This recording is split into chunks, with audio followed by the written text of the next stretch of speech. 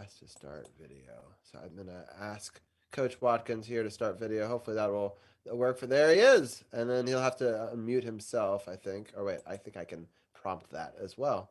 So hopefully he'll unmute. There we go, and well, there he is. How you doing, EJ? It's been so long, and we've actually never. Oh, he was here. There he is. We have never actually seen EJ the visual on. Let me see. I think your audio was working. Let me get you to unmute yourself again. But EJ is an OG member of the team. He and I covered March Madness with Arun, I think, on that episode 2. I know that we've covered March Madness throughout the years as well. But EJ, how are you doing, man? I'm great, man. I'm looking forward to being on the show tonight, talking about some basketball, hanging out with great people. This is definitely past my bedtime, but I figured I'll be staying up to the wee hours of Thursday night, Saturday night, Friday night, Sunday night. So this is me practicing just like the players are practicing this week, getting ready for these tough matchups.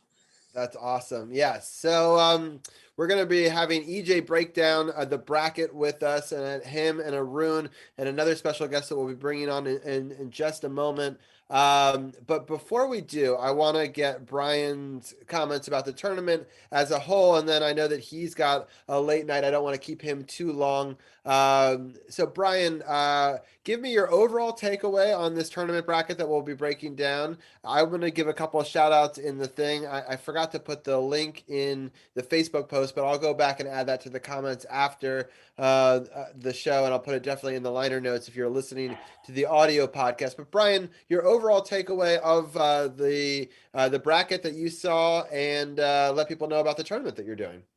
Yeah. So the bracket looks pretty good to me. I think all the seedings was pretty much right when it comes to it. Gonzaga's the number 1 seed overall. Baylor's number 1 seed. I could see. I haven't filled out my bracket 100% yet, but as of right now, I have Gonzaga winning the national championship. I could see it being their year after getting to the championship last year. Gonzaga is a school that's come so close so many times over the last couple of years. And I know I think they went undefeated in conference play. They might have had 1 or 2 losses in conference play this year, or only like 3 or 4 losses overall. They seem motivated this year to get that championship. I have them, Arun's going to like this, and maybe he's not going to like the outcome, but I have them beating Villanova as of right now in the national championship game. That could change, but I still have a couple days to go. But overall, I like this bracket. I'm eyeing a couple upsets in the first round. There's a couple schools that I could see making some shocks. Like I've heard UAB could make some moves. Longwood is another upset I've heard as well. I don't know why Michigan's in the tournament. I think Colorado State's going to hammer them. I was shocked that they even made it in at 17-14. But I like this bracket overall. It'll be interesting to see. Before I sign off for the night, because like Robbie said, I have a very early morning tomorrow. But I would like to point out 2 things. 1, DC United lost on the weekend, 2-0 to the Chicago Fire. A tough loss for DC United, their first loss of the season. They had previously started 2-0. They lose to the Chicago Fire, who are undefeated in their own right. They get shut out in a cold day at Audi Field. So DC United loses that game. And I would like to echo everything Champ said. Rest in peace to Razor Ramon, a.k.a. Scott Hall. Another devastating loss for the wrestling world. Congratulations on 6 years, guys. Thanks for having me on. Yes, thank you for joining us, Brian. And I put the link in chat there. Anyone who wants to do the bracket, they can listen to us, give our thoughts right now, and then make a decision afterwards. And when is the bracket all have to be done by, Brian? Thursday at noon. I believe that's when the first game tips off. Thursday at noon, the bracket needs to be done.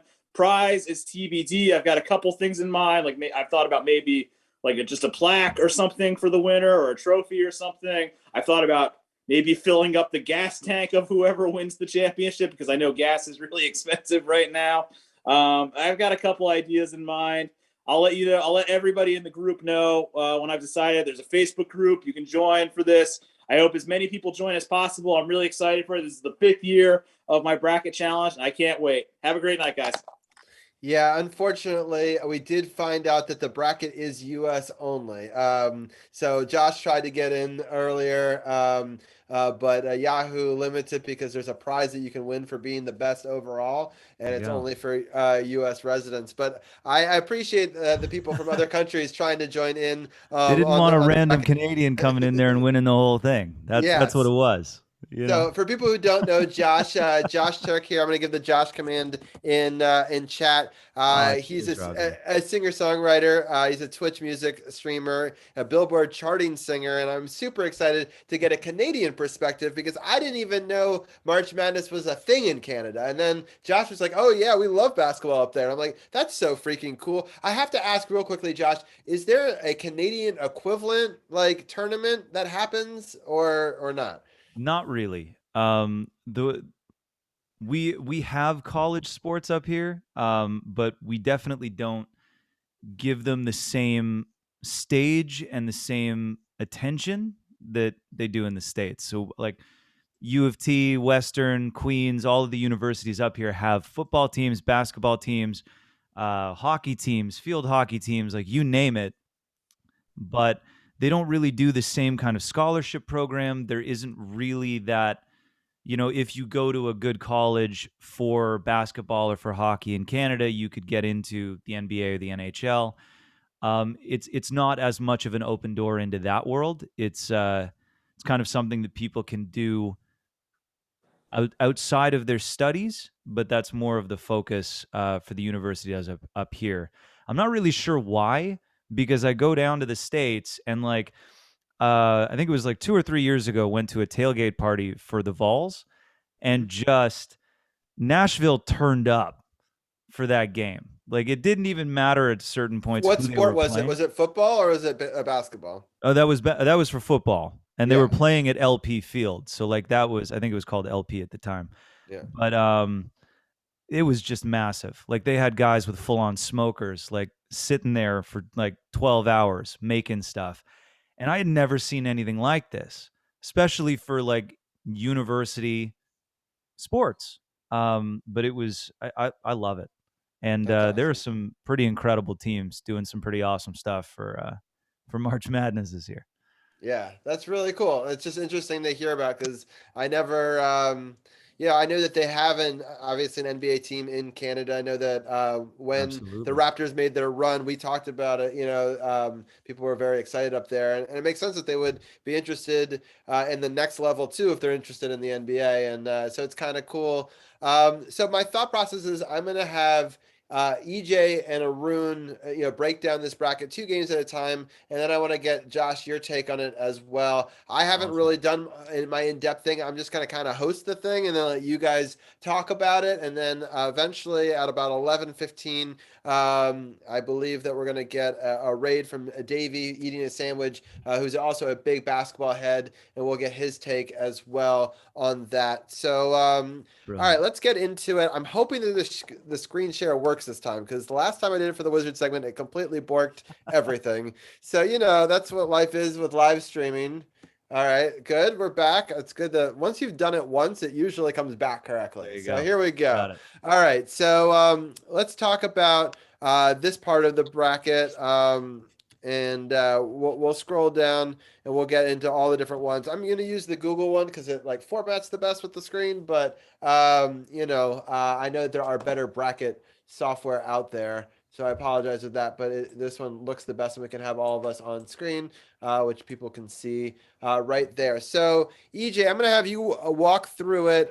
Texas A&M, Corpus Christi, they make it in, even though the real Texas A&M. And I know we were going to talk about this a little bit later, didn't make it in. They're playing against Texas Southern, a battle of 16 seeds. Let's talk about this first, and then we'll break into the actual bracket. But EJ, I've never seen either of these teams play. What are your thoughts on this first four matchup?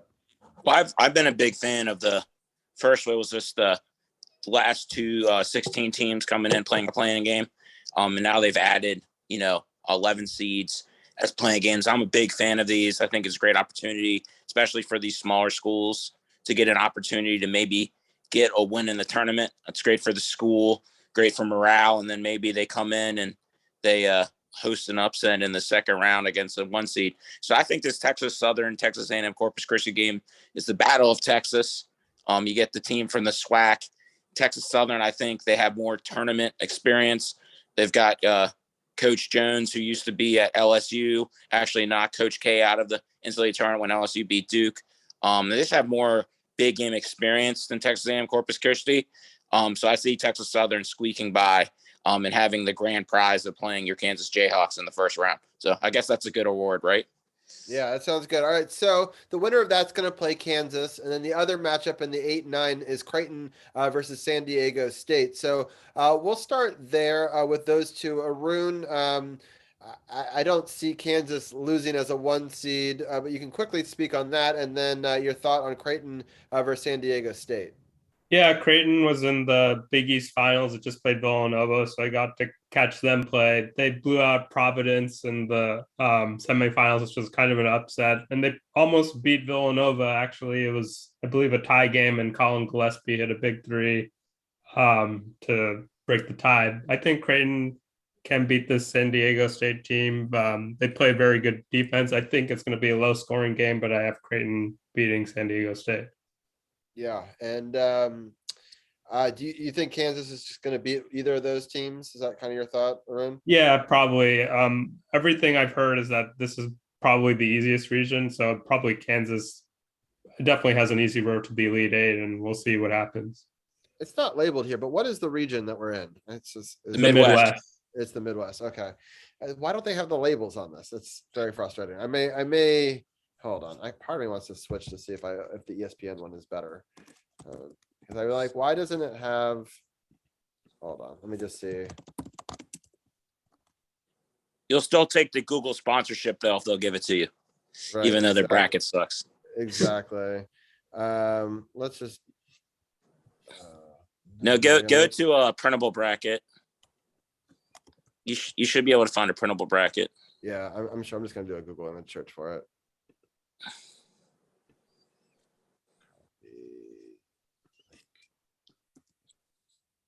The one on CBS Sports is pretty good too.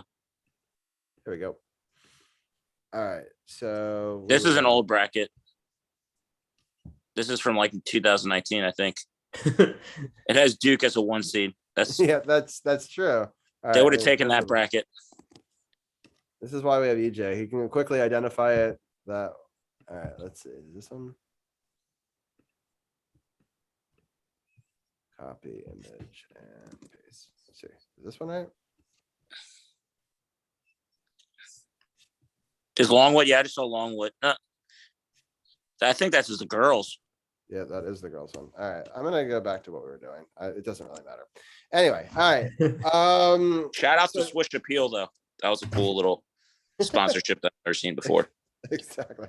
All right. I'm gonna go to Josh. What are some of your thoughts on this part of the bracket? Specifically talking about Creighton and San Diego. Yeah, that part or the Kansas game. Yeah. Well, I mean, I'm super excited to see Texas Southern and Texas A&M play. What I've understood about Texas Southern is that they've got a really deep bench, and I mean, I read a statistic that I think their bench plays about 46.5% of the team's minutes, and it kind of reminds me. I know we were talking about the Toronto Golden State series for the NBA championship a couple of years ago. And having a really deep bench is key in stuff like this, because if you're constantly relying on 4 or 5 guys to make all of the plays for you, what happens if one of them gets hurt? What happens if one of them has a bad game? You know, if you've got a really deep bench and you're constantly rotating people, you've got a lot of weapons there, and you've got a lot of ability to be able to change up the pace of the game.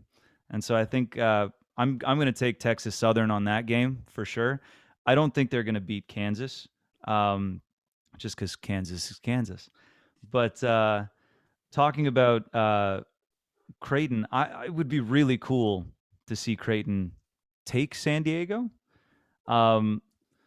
Just because, you know, looking at some of the stuff that they had to go through, and like losing a lot of their, I think they lost their freshman point guard, and so they had to do a lot of like switch ups on that team. But Yeah, given that San Diego is a little bit, I would say, a little bit favored of a team, I would probably say Creighton is going to take that one. Got it. Just to mix it up. Yeah, no, I mean, it's all best guess, right? So it's like it's hard to know. EJ, any final thoughts on this part of the bracket? Well, Arun mentioned San Diego State. San Diego State's the best defensive team in the country. They can become a little anemic offensively. I think Creighton has played against good defensive teams, especially in the Big East. So they've played against grind out teams. I think Creighton is going to have too much offense in this game. And I see, Josh said, I like the Creighton story. And I like the Blue Jays. And I think Creighton's going to move on to the second round. And Kansas is going to have a favorable matchup there. And Kansas will march on to the Sweet 16. All right, I'm going to get a glass of water, but I'm going to let you, EJ, break down the Iowa Richmond and the Providence South Dakota State. And then after you're done, get Arun's thoughts. Well, I'm real excited. One, I live in Richmond. So this Richmond team, it's been said they have more people in AARP than people in our local retirement home. They've got a lot of 6-year guys because of the COVID year. A lot of guys that were on the team in 2020, 2021 when COVID hit and the season was ended. And Richmond was a team that was really having a good season, looking to make a postseason run. So a lot of those guys have kind of stayed with the program because they love the school. It's a great story. They're hot, winning the A-10 tournament, but you're playing against probably one of the hottest teams in the country in Iowa. And I just think Iowa's going to have too much firepower for them. Keegan Murray's probably, if not the best player in this tournament, scoring wise. He's in the top 3. He's instant offense, so he's going to be fun to watch. I think Iowa is going to beat Richmond, but it's going to be a fun game. I'm cheering for the Spiders, so I might change my mind on my bracket just because it's good for our city to get a win there, but I think Iowa's a smart pick. And then here we got an interesting game between South Dakota State and Providence. South Dakota State has the biggest winning streak coming into this tournament. They went undefeated in conference play. That being said, their conference is way, way easier than the conference Providence plays in, but the Jackrabbits also are the highest scoring team in the tournament, so they can put up instant offense, and you're going against a team, Maroons and Providence, that's a grind out team. And what I think is going to win this game for Providence is Ed Cooley as a coach. He has a lot of tournament experience. And then the Bishop O'Connell senior center for Providence from Arlington, Virginia, Nate Watson. I think he's going to be too big on the glass, and I think he's going to dominate this game on both sides of the floor, being a rim protector on defense. And I think Providence is going to be too much for the Jackrabbits, but that's going to be a really fun, entertaining game. And if South Dakota State gets hot from outside, I just got this pick wrong. So, right, Arun, what are some of your thoughts on what you just said? Yeah, the Richmond game versus Iowa, that should be both won their respective conferences. I think I have Iowa winning, although I think Richmond will beat the spread of 10.5 points. They, as EJ mentioned, they're very mature team. I think they have 2 5-year players and 2 6-year players, so that should be enough to keep it close. And Providence, they had a bad blowout against Creighton, but I think they could rebound. They're only favored by 2.5 points against the Jackrabbits. I think I'm going to go, I don't know. For now, I'm going to pick Providence. I could change my mind on Thursday, but I think Providence can beat South Dakota. Arun, I will say that it was really cool. I watched Ed Cooley last night on ESPN, and it was really cool because he talked about that loss to Creighton and how their program is approaching that loss. Is every team has that throwaway game.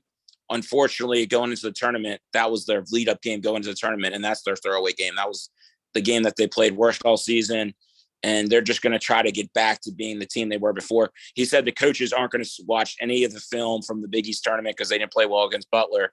So they're going into this tournament telling themselves, hey, we're the team that was playing against Villanova 2 weeks ago, even though it's a tough loss. That's us. We're not the team. So that's the psychology, but that's going to be fun to watch. But that 2-point spread, like I said, like you said, that the Jackrabbits could take that game. So, and that's the coolest name in sports, Jackrabbits. Come on. Josh, any thoughts on either of this part of this bracket?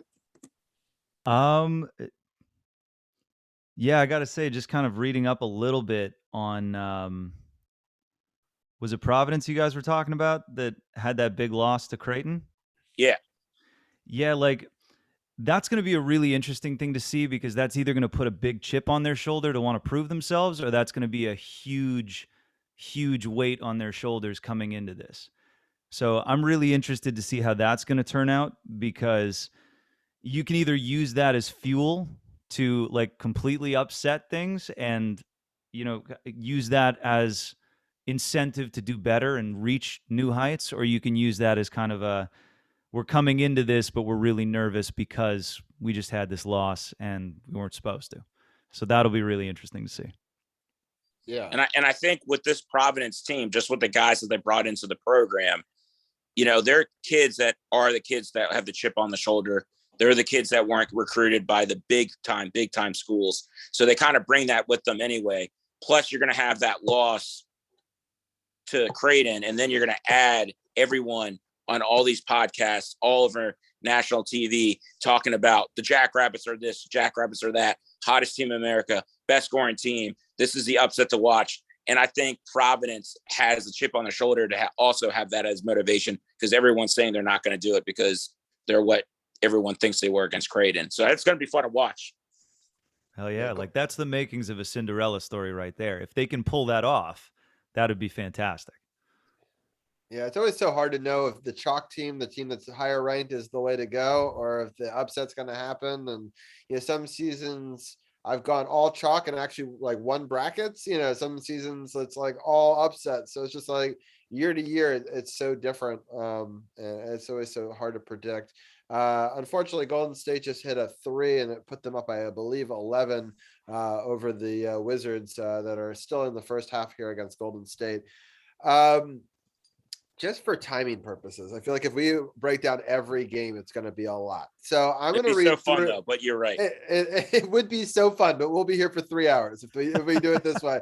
So I'm going to list off the whole rest of this bracket and let each one of you guys pick a game or two that you most want to talk about, versus making you guys talk about all 4 games. LSU at Iowa State. And then it's Wisconsin at Colgate, USC plays Miami, and then Auburn plays Jacksonville State. And so I'm going to let Josh go first here. Is there a game or two that stands out that you're excited to see of that grouping? So yes, absolutely. I'm really excited to see USC and Miami because when we were in this is going to sound crazy, but when we were in Florida, we were on the boardwalk playing these like little mini games, and my brother Zach is a pretty good free throw, shooter, and he wins this basketball game, and they're like, okay, you can pick a ball, and it had a whole bunch of college teams on the balls, right? And Zach just kind of has this like telepathic sixth sense about things, and he picked the Miami ball. And I kind of had this feeling like, okay, if he's picking this ball, Miami's going to go deep. So I'm really excited to see how Miami does with this, just for that reason. And I mean, Colgate has a bit of a special place in my heart. When I was touring through the Northeast, we actually played a show at Colgate, and it was fantastic. The really good people up there. So I'd love to see them get past the first round too. Yeah. I'm trying to decide which one I like better. I think I like this visual better. I'm going to go back to this one. All right, Arun, of these games, which games most interest you? I'm interested in the LSU Iowa State game just because LSU just fired their head coach, Will Wade. I'm kind of interested to see if the LSU team is going to respond and play really well, or they're going to just play pretty badly. I think LSU is the more athletic and talented team, and I'm rooting for Colgate a little bit just because my math teacher from high school, he went to Colgate, but I think Wisconsin's going to win. Got it. And EJ, I'll let you pick 2 games that you want to talk about. So I love Josh's take on the USC Miami thing game. That's a really cool story. USC is all about length. They got a lot of size. They do have pretty good guard play as well. Miami plays They play with 4 guards and 1 big. They kind of play 5 out too. So they're a spread you out, dribble drive style team. So the question is going to be, how can USC defend in those areas with their length? Are they going to be able to create turnovers and getting their hands in passing lanes? Or are Miami's guards going to be too shifty in trying to get to the rim, dribble drive, kick for outside 3-point shots? Because Miami can shoot the ball. And Coach K even said after they beat Miami, he's like, that team can beat any team in the country. Jim Laranaga's made a Final Four before when he was at George Mason. A couple years ago, Miami, he lost to Villanova. I believe it was either round of 32 or Sweet 16. I think it was round of 32. So Jim Laranaga can win in March. I think Miami, because of that ball Josh got, plus their guard play, is going to find a way to beat USC. And everyone's been hating on the ACC, and I think the ACC teams are going to really fight for their conference history in this tournament. And then talk about. I do want to talk to you at some point about ACC and that conference, but we'll talk about it more when we get to UNC and Duke, because there's some interesting stuff that's happening these last couple of weeks. I definitely want to get your take on, but continue on. And then the other game, just because it's the last game, we haven't talked about it. Auburn, Jacksonville State. Auburn versus a team that really didn't deserve to get into the tournament, but they got in anyway. That's your Jacksonville State team. Auburn has a lot of questions to answer going to this tournament. They have Jabari Smith, who's an NBA lottery pick, maybe the first guy picked in the NBA draft. Great player. Can Auburn solve their guard issues? Through a 30-game season, I think that's kind of what they're going to be. And these guards have shown to be really inconsistent, especially in big games. Now, the good news for them in this first game is they shouldn't have an issue. They play against Miami, who's got great guard play. That Miami game could be a trap for them in the second round, but we'll talk about that game later. Maybe when I come back on the show the following week, talking about how cool it is that Miami brought the ACC back to the Sweet 16. So. Yeah. I'm going to ask, Josh, you have any other game that you wanted to reference that was just talked about, or any other thoughts on any of that? No. Sounds good. Yeah. And all lined up for me. Arun, any final thoughts before we move on to the other side of the bracket? No, not really. I think EJ touched on everything. Okay, sounds good. Let's talk about the next side of the bracket. I'm going to go over here because it's easier. But then when we get into detail, I'll go back to the other one. So we're going Arizona versus. Well, I'll let EJ start. I like his takes on the first 4. So give your take on the first 4 matchup, and then we'll get into it. So the first 4 matchup is Bryant versus Wright State. Wright State has actually, I may mess this number up. I think they've had 5 or 6 players on their team this year that they've either had their dad or grandfather pass away, plus their head coach dad passed away before December or in December. So this is a team that's dealt with a lot of stuff, a lot of hard stuff, and they've really come together as a program and as a team just to get to this tournament. And so they actually they have a nice little squad. They're going against Bryant. Bryant's got this kid. His last name is Kiss, and he's probably one of the more dynamic scorers in the tournament. He scored 34 points in the conference final, and that conference final too was, paused for 30 minutes because there was fans versus fighting fans. So that was kind of a mar for Bryant. But I think this Bryant team is really hard to prepare for because they play 4 to 5 different defenses in a game, and they switch it up in possession. They're statistically one of the better defensive teams in the tournament. And I don't think Wright State has had the time to study film to get ready for this because they've only known about this matchup for a day. And I just think Bryant's going to be a little bit, or 2 days, Bryant's going to be a little bit too much schematically. So Bryant will take that. And then you have Rutgers versus Notre Dame. Rutgers, Notre Dame is going to be a great matchup. And we'll get into that one. I just want to do one side of the bracket. Sorry. Yeah, that's good. We're all good. So that's Bryant, which Wright State. Arun, do you have any thoughts on that game? Yeah, from what I've seen, that's going to be a very high scoring game, so I'd take the over in points. But yeah, that should be a very good game. And Josh, any thoughts? I'm taking Bryant on that one. It's the first time in the tournament they're coming into this with absolutely nothing to lose and everything to gain from being here. And as EJ was saying, if their team is as dynamic as it sounds like, with them being able to change up the defense on the fly, that's a pretty interesting skill to be able to bring to a tournament like this, especially when you're playing so many different teams. So I'm definitely taking Bryant on that matchup. That's awesome. All right, so let's go down. So the winner of that will play Arizona. TCU plays Seton Hall. Chattanooga plays Illinois, and UAB plays Houston in an interesting matchup. I'll let Josh pick his game first. Which game do you want to talk about?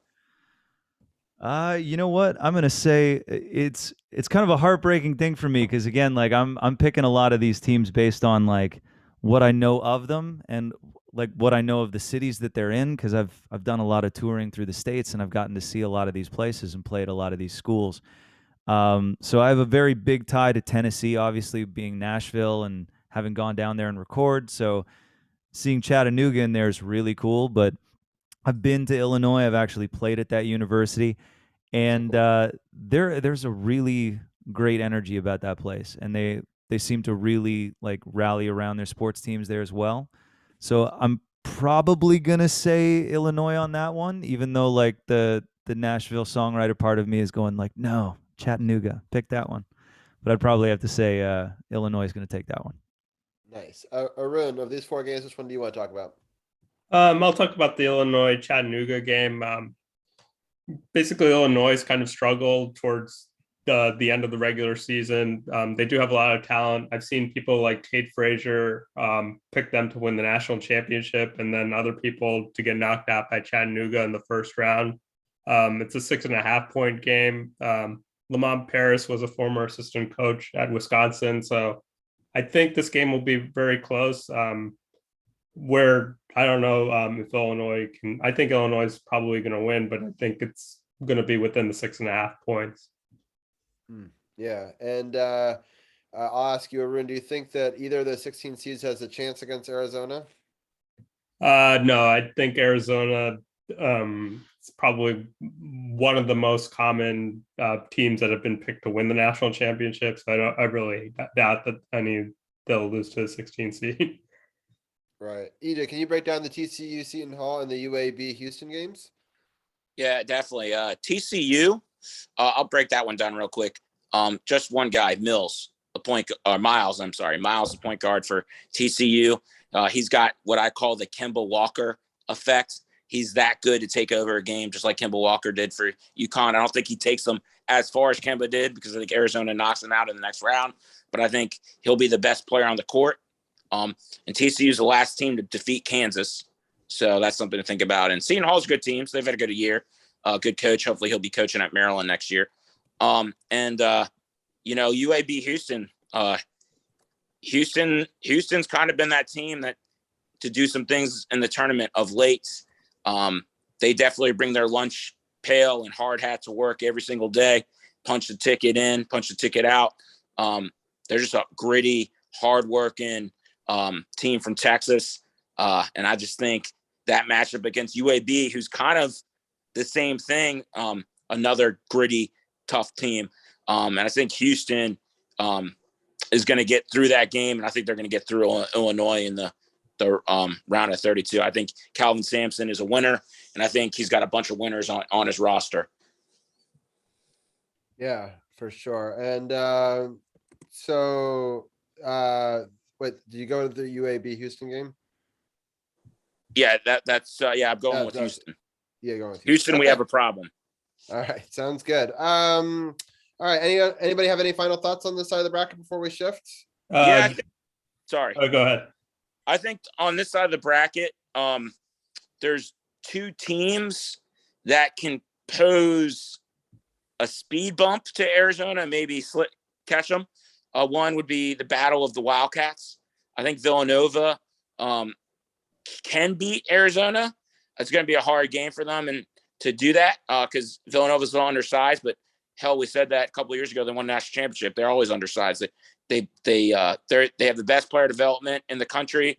Those guys all developed through their 4 years there. Coach turns them into NBA prospects. So I think Villanova has a chance to catch Arizona. And let's talk about the team that already caught Arizona once this year, Tennessee. So Tennessee is a very good team, great guard play, and they also have very effective guys around the rim. And Rick Barnes has been so close to have that big run in the NCAA tournament. And I think Villanova or Tennessee can be that speed bump that maybe derails an emerging Arizona program. We're going to get to the bottom 8 of this bracket in just a second. I'm going to stop a screen share, and we got a halftime report coming in from People's Champ, and after that we'll get into the rest of this bracket. And Champ, I've been watching the game too. It's very frustrating, but give everybody your halftime take on how this game is going. What kind of effing defense is this team playing? What are they doing? They are giving up way too many threes to this team. I don't understand what is going on here. Steph Curry, by the way, today is Steph Curry's birthday. He's turned 34 today, and he's already got 20 points through the half. What are we doing? I don't understand it. Threes are just draining, and they're missing a bunch too. Like if they had made all of them, we would be like. And the crazy thing is they're missing them, but they're still shooting 47% from 3. That's what's crazy. And the Wizards are shooting 30% from 3. Now, granted, like the first half was a little closer. It was very competitive in the first quarter. This second quarter, they absolutely are just getting stomped on right now. Like the threes are just dropping. This is crazy. Coach Unseld needs to make some serious adjustments at this half. Otherwise, this is going to be a rout. This is going to be a serious rout, and I'm going to be pissed off about this. And we're going to come back in 2 weeks, and I'm going to rage about this.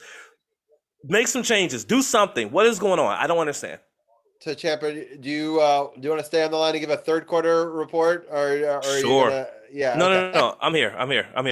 Okay, sounds good. We'll let Champ turn off his camera so you don't get to see his seething too much, and we'll bring him back for a third quarter report. I'll have him message me when he's ready for that. But it's kind of fun to have intermission reports live here on Sports on the Hill podcast. All right, let's get back into the screen share here, and we'll get into the other side of the bracket. And there we go. So we got Michigan playing Colorado State. We got Longwood versus Tennessee, Loyola of Illinois against Ohio State, and Delaware versus Villanova. And I'm going to let Josh give his take first, and then we'll go to Arun and then EJ as well. So Josh, what game is exciting to you? Michigan and Colorado State. There's a lot of family history in both at U of M and also in Colorado, and so I'm definitely pulling for Colorado State to win. Just personal preference there, but that'll be a really fun game to watch. And I mean, as far as the Ohio State game goes, Ohio State is just such a massive university, and they're such a powerhouse as far as their sports program goes. So I'm definitely seeing Ohio State coming out of that one. It would be really interesting to see Ohio State take on Villanova. I think that could be a really, really cool game to watch. Yes, I will. I'll go to the guy who knows a lot about Villanova next with Arun. What are your thoughts on them? Yeah, it's an interesting matchup between Delaware because Martin Oglesby is the son of the point guard of the 1971 Final Four finals team of Villanova, and also Jameer Nelson Jr. Is on Delaware, and of course Jameer Nelson went to St. Joe's and he battled against Villanova when he was in college. But I still think Villanova, I think they're thinking about they could win this matchup against Delaware. They've definitely had losses early in the tournament. They either go really deep or they get knocked out by the eventual champion. This Villanova team is not very big, as EJ mentioned, but they played really excellent defense. I'm more worried about their three-point shooting, but they are very athletic. Guys like Slater and Sanders can switch out on athletic guys, and Colin Gillespie and he's a really good point guard in the Archidiakono mode. And speaking of which, they have Archidiakono's brother on the team. So I think this Villanova team is 7 deep. They're not much deeper after that, but they could pretty much beat anybody. But they could also, I don't think they're the most talented group, but Jay Wright will have them playing really well. And they played really well in close games so far in this tournament, in the Big East tournament. For people who don't know, Arun went to Villanova, so we're always we're rival schools in the Big Five. Although Villanova has the better of Penn in almost every game, but we're just getting a raid here from Davey is eating a sandwich, and I believe he he's raiding the party of 11. So we got a bunch of people coming in here. We welcome all of them in, and thank you all for joining us. We're going to get Davey on in just a second here. We're just going through the bracket. If people don't know, hopefully Davey had a great show. We'll get his take on that in just a second. And I'm sure he'll be coming through on Twitch in just a couple of moments, and then he'll give his thoughts on some of this brackets too. But EJ, while we wait for Davey to jump on the Zoom call as well, what is your take on the Longwood Tennessee matchup and any other game you want to talk about? Congratulations to Longwood making your first NCAA tournament in his school history. That's a great feat. This Tennessee team, they're a daunting task, and they're just going to be too much for Longwood. I don't see an upset here. I really think this Tennessee team has what it takes to make an Elite Eight run and push Arizona to a good game. They've already beaten them once this year. And so, we'll see what happens. A lot's got to happen in between then. And then also I want to talk about the Colorado State-Michigan game. Colorado State has two guys that are absolute bucket getters. But I think Michigan has Hunter Dickerson, and he's a Washington, D.C. boy from DeMatha High School, big around the basket. And he's just going to dominate that game because Colorado State is – Arun thinks Villanova's undersized. Wait till you look at Colorado State's roster. And Colorado State does not have the dudes that Villanova has. So I think Michigan, although 17-14 and the most fight they showed all year was at the end of the Wisconsin game when they got in a bench clearing brawl started by Juwan Howard. I think that Michigan is going to win this game just because of Hunter Dickerson. Wow. I just want to give a quick little shout out to Turbo. He just hit our first sub goal. It's cool that Sarah Cameron Music and I really appreciate that we just hit our goal. We're trying to hit 35 subs tonight, and we just hit 37. So I really appreciate all you guys for all the support. And we just wanted to welcome in a bunch of really cool people so thank you to Stuart, and thank you to everybody for following and for subbing and being a part of this really cool celebration with all my friends here. And so I just want to take a minute to thank everybody for all of that. And it's been really cool to be a part of this with all of you guys. I know that I've been streaming for 6 years. The last 2 have been here on Twitch. It's EJ's first time on Twitch, I believe. I know that he used to be a part of we used to do a call-in show when we started, where you literally called in on a phone line and you get connected, and we had a whole entire we had people that would screen calls and everything. And then we started with doing Facebook Live about 10 shows in. And so then people could ask us questions. I brought it to Twitch, but at the time, podcasts weren't as big of a thing. And so I did stream it across multiple platforms. I did take it away for a little bit. And then I made some amazing friends with people like Josh and Carly and others. And they encouraged me to bring it back to Twitch. And then Josh was a big part of helping me get over the hump and actually become affiliated. We did our first affiliate stream with him as part of our streamers showcase, where we showcase different streamers and their love of both music and sports. And so I'm happy that Josh was the first, and then we had Carly do a show after that as well with me. And since then, we've been affiliates since last May. So it's been a really cool journey to be across so many different platforms and make friends both on, that are watching right now on Facebook, people that are, watching here on Twitch. And it's been really cool to see so many people. I appreciate the 18 people live on Twitch right now for joining us. let's EJ, any final thoughts on this side of the bracket, and then we're gonna bring in Davey as well. Thanks for getting me on Twitch for the first time ever. And I think that's going to be what I'm going to be doing on Thursday after the first 4 games are played. I'll be twitching in anger as my bracket just busted. Yeah, that's true. I feel like brackets can get thrown away very, very quickly. Yeah, it's tough to say. EJ, any final thoughts on this side of the bracket before we bring in our next guest? I feel like we definitely covered this side of bracket really well. And so we'll just see how these games play out. Sounds good. All right. Well, we'll bring our next guest live on camera. He just rated us, and I'm going to do a little bit of a carousel thing live on here as he brings it in, and see if I can get the different guests on like that. All right, cool. So if I go like this, I can switch between cameras. Now we've got so many guests on, I'm going to have to switch cameras. Let me see. Hold on, if I can actually do one idea real fast to make it easier for me. Hold on. Let me stop the screen share and restart it. Stop video, restart it.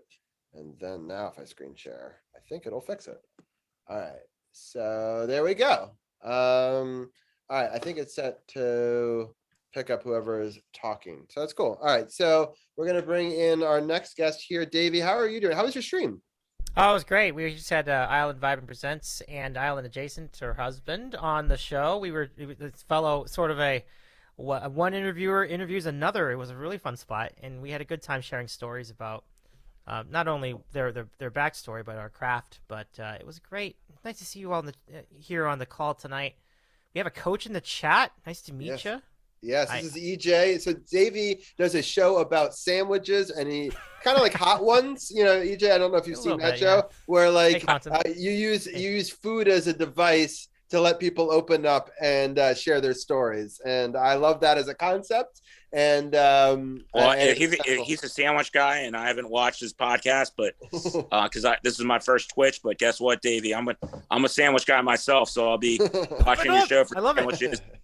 That's a great way to unpack this tournament. Maybe think of it as a big club sandwich with a variety of different meats and condiments.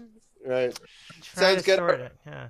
So, Davey, we broke down this side of the bracket, but I'll let you give your take of it. We've broken down some of the other brackets before. We're not going to rehash that for now. But of these 4 games that are in front of us, the Michigan, Colorado State, Longwood, Tennessee, Loyola, Ohio State, Delaware, Villanova, pick 2 of those that are most interesting to you and let us know your thoughts on them. All right, just in a moment. I do want to address the sandwich that we had on the show. I had the Reuben. Oh, nice. I'm a huge Reuben fan. I'm sorry. I had a regular corned beef sandwich because it's St. Patrick's week. Regular corned beef sandwich with mustard, which was tremendous. And you'd be happy to know we started the show on St. Patrick's Day. So our anniversary is always technically on St. Patrick's Day, but we're going to do it on the Monday closest too, right? So that makes sense, yeah. You don't want to do it in the middle of the tournament. You're never going to get Exactly. So we're going to watch it. Especially if we're going to do a tournament special, right? So. If you don't mind, I'm going to say hello to Arun and to Josh as well. It's so nice to see you both again. Hey, welcome you too, man. Yeah. I'm really getting hungry right now. Look at that. Talking about corned beef sandwiches up in here. Oh man, I know. I just had one. I just used another one. It's so good. Sounds good. All right, so Davey, these 4 games, pick 2 that you want to talk about. All right. Well, this is an interesting. So I think we should start with Loyola Ohio State. So you really remember Loyola Chicago and Sister Jean and all those kids, those senior veteran kids made a huge run. They upset Illinois along the way. They made a great run. The question is, what of that group do they have left? Right now, their leading scorer from last year, I believe, was a senior. So they're not going to have that kind of firepower again. So it's going to be an interesting matchup here because one would think, well, they're ripe for that upset. You know, Ohio State, they're not a perfect team.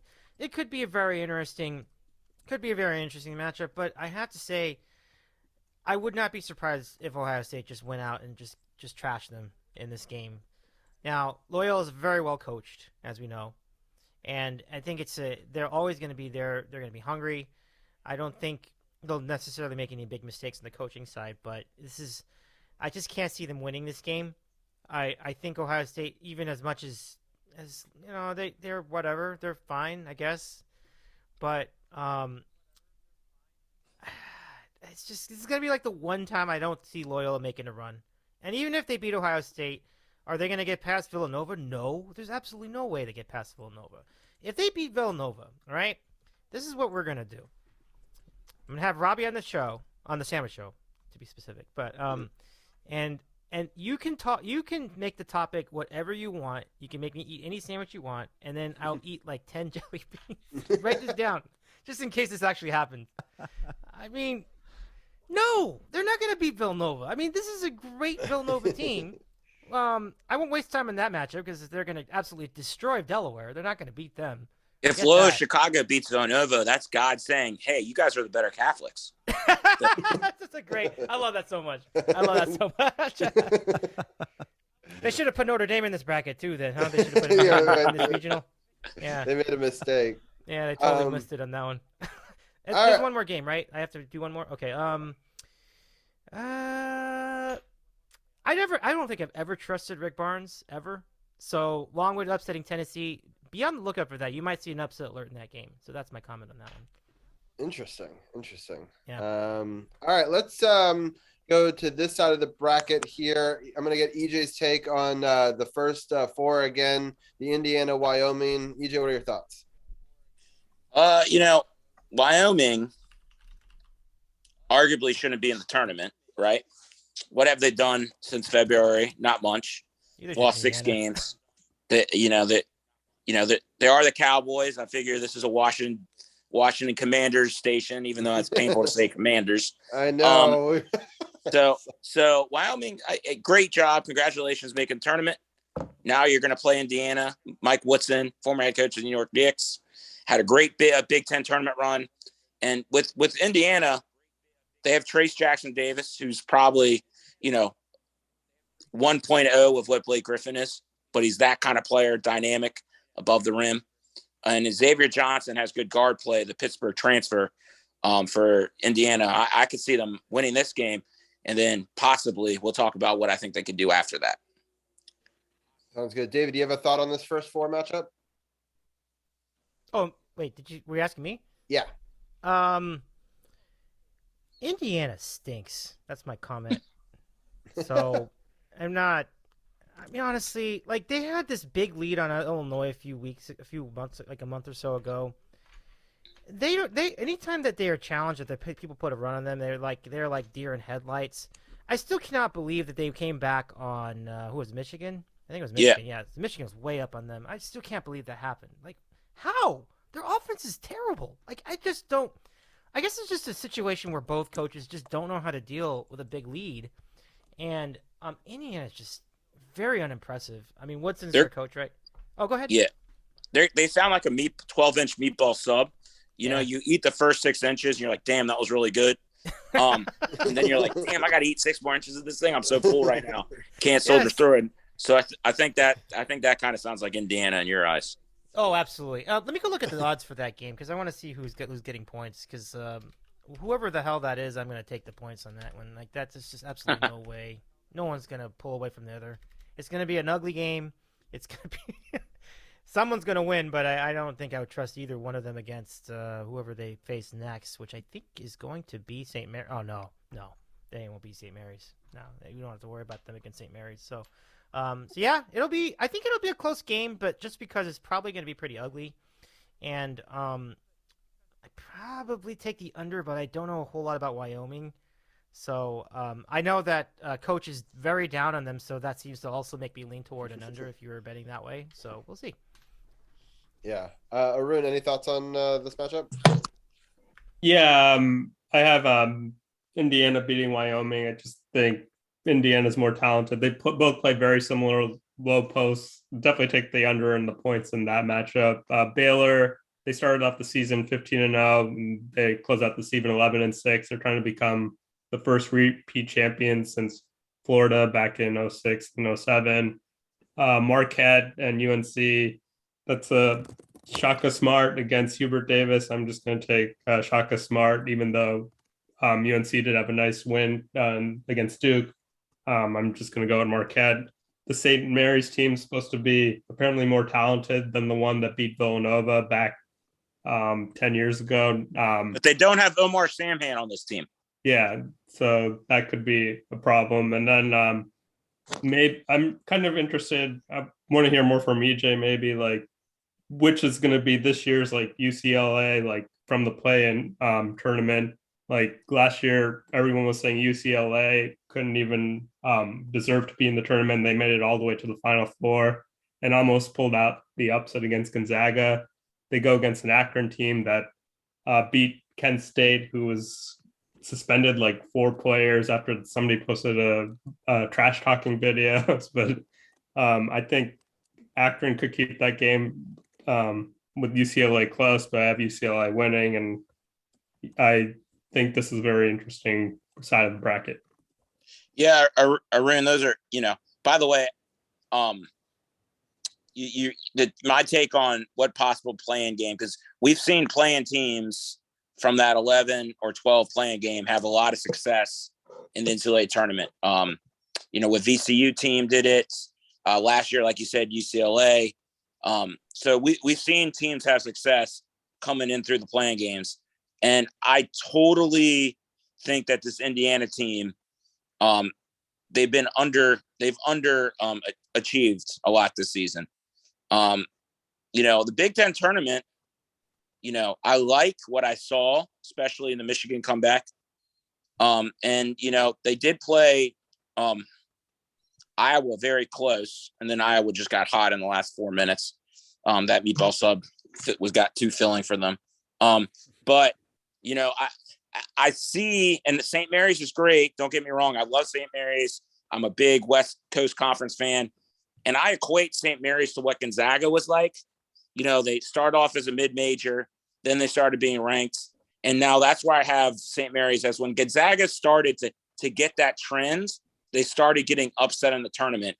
And St. Mary's hasn't had great tournaments since that 10-year ago run.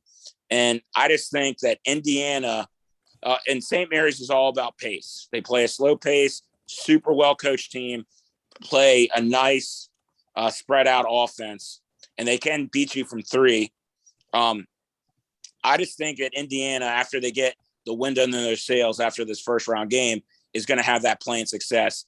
And I think St. Mary's, for all this is worth, I'm not some, future teller, but I think St. Mary's is so happy about being a 5 seed, and they beat Gonzaga. And I think they're not going to be as focused as they would have been if they were undervalued in the seeding. I got like a 7 or 8. So I think for some reason they're going to be that classic 5-12 upset. That's just my take on it. And we'll see if I'm right. If I'm wrong, Robbie, you can, make fun of me next time I come on the show. There you go. Can I step back? Wait. Yeah. Let me step back just to make sure. So you would see. I assume I think you said Indiana, right? So. Yeah. Oh yeah. I don't know. I did say that St. Mary's is going to kill them. That'll be an interesting match, But honestly, St. Mary's plays at such a deliberate pace. To be fair, I think that there's definitely an opening there for Indiana if it does come to that. So I think there might be something to it. I wouldn't be completely shocked in the end. And then the other game, thank you, is you have Marquette versus UNC. Mm-hmm. And so my name for Shaka, you're not so smart after you left ECU, because he hasn't gotten those rave reviews as he did, even though he's had an okay year at Marquette. I'm sorry I had to give the Shaka a little bit because I'm a Richmond guy and he left us hanging out at VCU. So he's a great coach. I just had to throw some shade at him. But UNC Marquette's going to be a great game. I think Armando Bacot and UNC, Robbie's team, I think they're good. They call it a hot Virginia Tech team, the hottest team in the country. Lost in them in the semifinals. Nothing wrong in that. I think they're going to beat Marquette, and then this is my hot take of the night. UNC will knock Baylor out on Saturday afternoon. Ooh. Interesting. Ah. So I want to ask Baylor's injured. Baylor's banged up too. They got a big guy out, and one of their guards is out. So if that guard can't come back and play, that's a thinner bench than they were last year. And so I just like, for some reason, UNC's kind of been the spoil Coach K. Now they're going to spoil Baylor's defense of a national championship. I just see that as their story. And that's hard because I'm a Duke guy, Robbie. I know. I was about to say, EJ's a diehard Duke fan. I'm a diehard Tar Heel fan. We've been friends since 4th grade, right? So we've always battled on this. I found so much pleasure in the fact that the last regular season game in Cameron Indoors, UNC comes back and, avenges a loss that happened earlier in Carolina. And then Duke falls in the ACC tournament. Now, UNC didn't take that win and run with it, and they also faltered in the ACC tournament.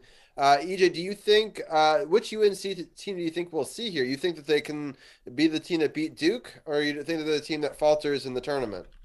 Listen, this UNC team, what they're doing better this year than they have in the last couple of years, they actually have some guys that can hit down some outside shots.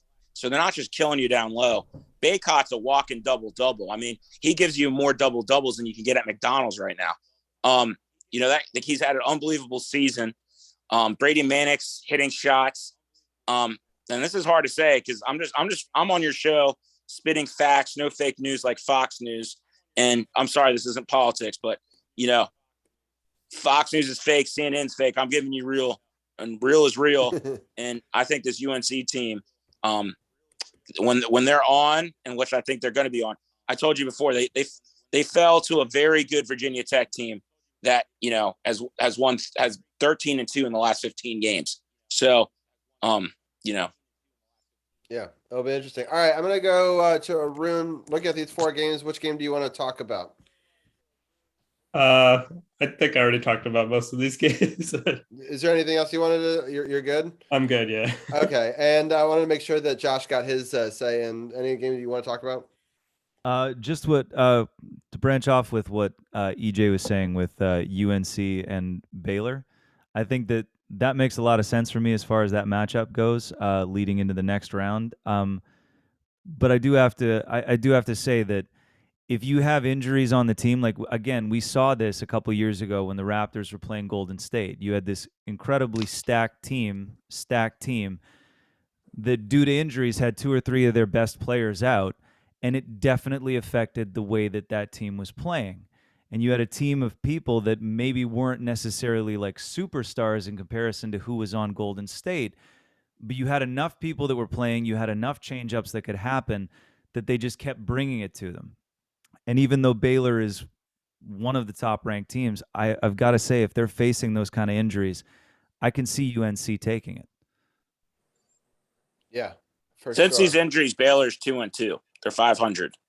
So, yeah, it'll be interesting to see what team shows up. All right, well, we've gotten this side of the bracket done. Let's get so St. Peter's playing Kentucky, San Francisco is playing Murray State, Yale's playing Purdue, and Virginia Tech is playing Texas. I'm going to let each one of you guys pick 2 games, just that way we don't all talk about all 4 games, because otherwise it's going to be here forever.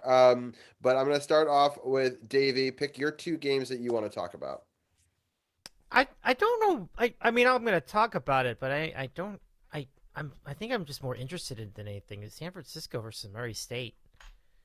I mean, Murray State's has been sneaky good over the years, and I do remember the run for San Francisco a little bit. That's as much as I can say, but I just think this could go either way. I'm very curious as to how that one goes. I'm sorry I don't have anything to actually offer in it, but I do as far as this isn't really I'm not commenting on the game. I'm just saying that Yale, you know what? That team, watch out for them. They could do something. The game I actually commented on him. They played Penn in the Ivy League tournament, so I do know a little bit about Yale. They've actually played very well all season. Yep. I mean, Ivy League rarely does anything in the tournament. The last one that I remember that got to the Final Four, I think, is Penn in like '74. I can't think of any. Let's remember. Hey, we've been talking about Baylor. Remember when Yale beat Baylor a couple of years ago? Yeah, that's true. And lost to Duke in the second round. Yeah. Yep. So, but I mean, the last time they actually went far. So that'll be. They're a good team. So they're not. I mean, I don't I don't think they'll beat Purdue, but I think that'll be a closer matchup than a lot of people anticipate. I'll just say this: in Painter, we don't trust. Sounds good. All right, Josh, your one or two games, whatever you want to talk about on this side of the bracket. I think Texas and Virginia Tech is going to be a really cool game to watch. I'm gonna go with Virginia Tech on that one, just because I know in the past Virginia Tech has had a really good program. I haven't looked at those two teams in a lot of depth this year, but I just know Virginia Tech in passing. Texas has a great program as well, but I'm going to say Virginia Tech on that one. And Yale and Purdue, probably going to take Purdue on that one. Sounds good. Arun, which game do you want to talk about? I'll just touch briefly on the San Francisco Murray State. People were kind of disappointed that the two mid majors are playing each other, but this should be a really good game. I think it'll be a very slow paced game. Probably go under in the points. I actually have Purdue blowing out Yale, beating the spread of 16 points. Everyone's been saying that Princeton was actually the better team than Yale throughout the season, and Yale has done well in the tournament in the past, but they don't have somebody like Oni, I don't think, on this team. So I'm going to go with Purdue. And Virginia Tech versus Texas, even though it's 11-6, it's only a 1.5 point spread. Might pick Texas just to be contrarian, even though Virginia Tech has been excellent in the tournament. I think something like EJ was saying earlier, that maybe they've been playing really well, but then I feel like Texas will rebound with a good win here. Yeah, I'm super excited to talk about two games here. Probably two of the games in the first round that I'm looking forward to watching most out of all these collection of games. And that first one I want to touch on is the one we just talked about, Texas and Virginia Tech. I think you could argue that these teams could be reversely seeded. I think you could argue Virginia Tech is the 6th seed and Texas the 11th seed. Texas, if you look at Texas's win-loss, Texas has one big win against Tennessee. Tennessee had a couple guys out of that game because of COVID. It was in January. So lots happened since then. Texas has suffered all their big losses this year on neutral courts or on the road. So, and last time I checked, they're not playing this game in Austin. So I think Virginia Tech is really hot right now. With me living 2 hours away from Charlottesville, it pains me to say that. But I think Virginia Tech gets through Texas on this game. Just because Texas, I think with the Chris Beard is going to take 1 or 2 more years before he is able to really implement what he needs.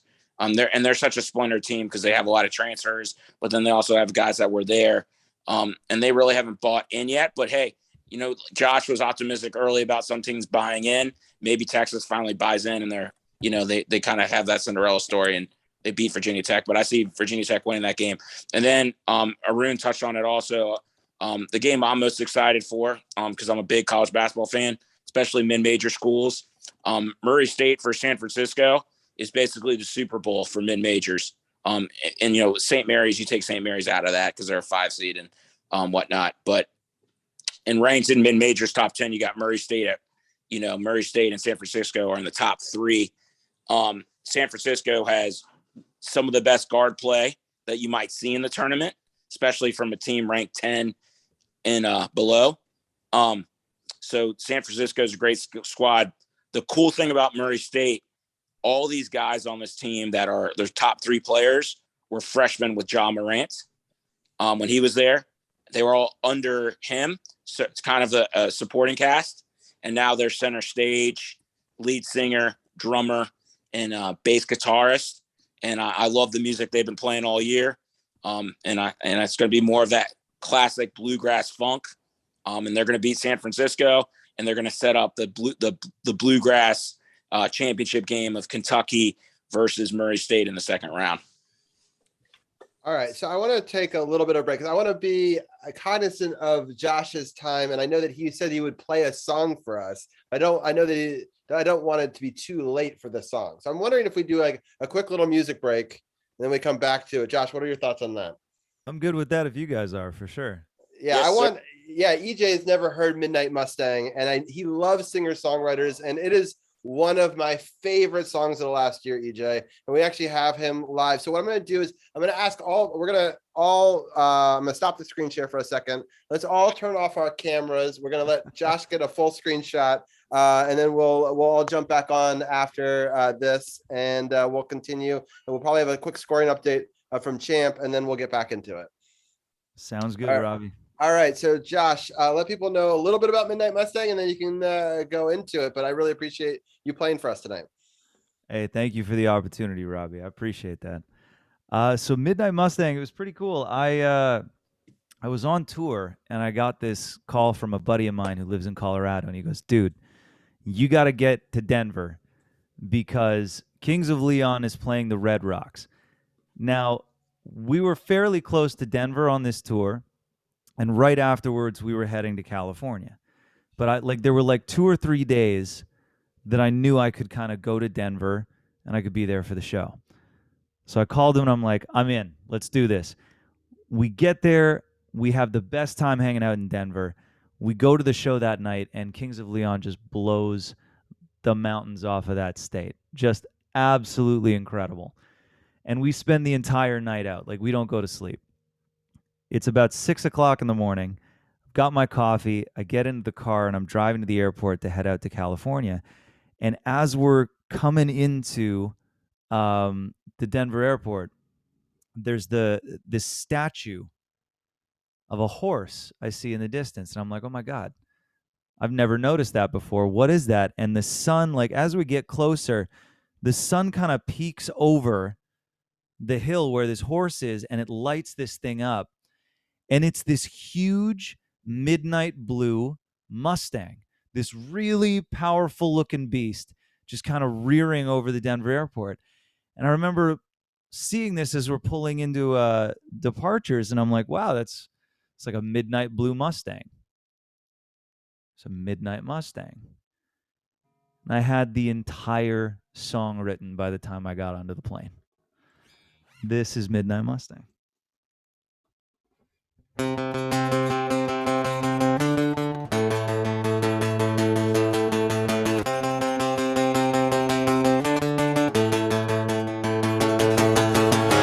This town took more from us than we had ever made.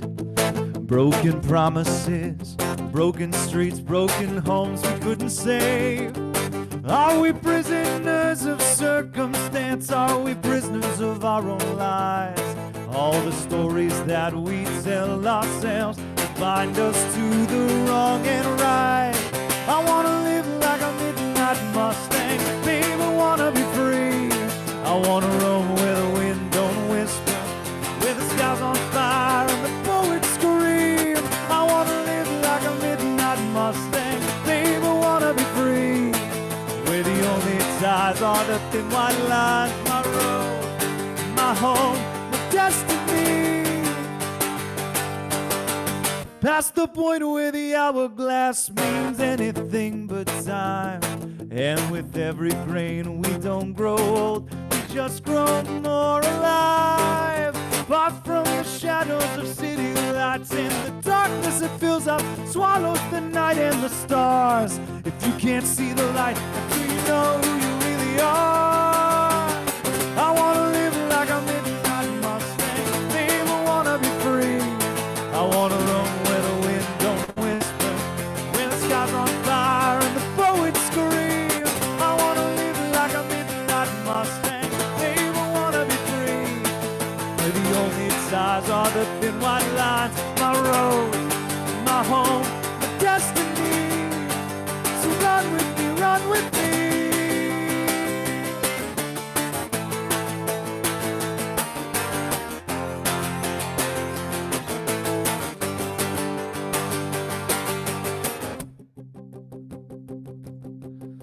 I wanna live like a midnight Mustang, babe, I wanna be free. I wanna roam where the wind don't whisper, where the sky's on fire and the poets scream. I wanna live like a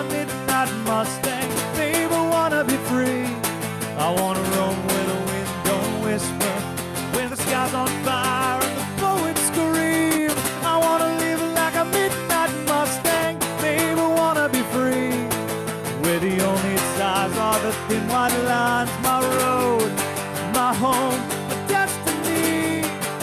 So run with me, run with me. Oh, I want to live. I want to live. So run with me, run with me. Oh, I want to live. Oh, I want to live. So run with me, run with me.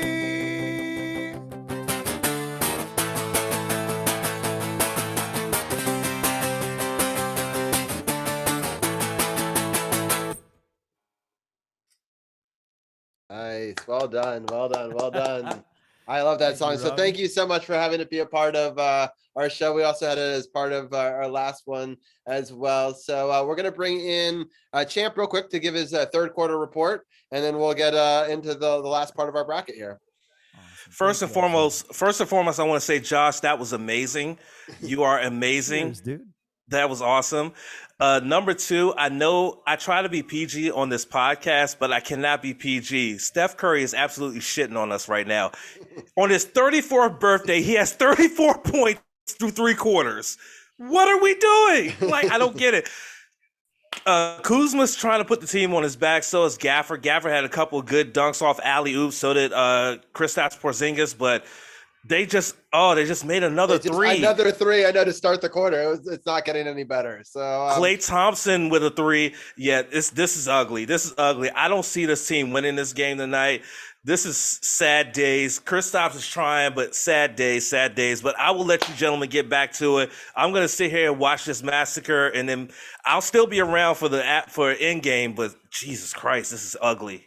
Thank you, Champ, for the report. Yeah, it's not good. It's 104-88 with 10:45 left on at least my view. But we'll get a final report from Champ there. Thank you for breaking it in with everybody. All right, let me see if I can get our screen share back going here. But thank you, Josh. That was incredible. I figured I didn't want to keep your family up or whoever's nearby. I just figured we'll get that out of the way. I'm already appreciating that you're willing to stay past time. I know a lot of you guys, I need to get you out of here as soon as we can, but it's been a fun show. But I know a lot of us have got work tomorrow. If people want more Midnight Mustang, they can definitely check out Josh tomorrow at 10 a.m. on his channel. I'll give the Josh command one more time over here. But definitely check us out. I love being a mod over there, and it's a lot of fun. There's also a link tree in the new command. You can download all of his music and stuff like that. And I'll text EJ, since he's not on Twitch, the link so you can check out more